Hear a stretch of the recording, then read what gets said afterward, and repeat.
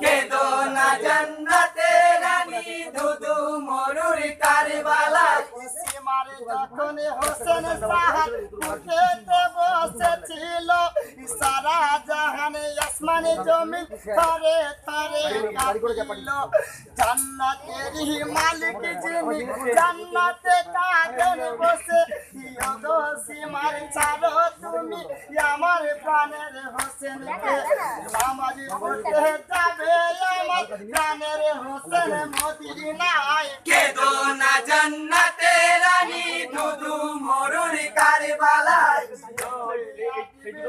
আমিনের দুঃখে ছাতি ফেটে যায় কেদো না জান্নাতে রানী ধুধু মরুর কারবালায় খেলার সাথী জিবরিল আমিন কাঁদিছেন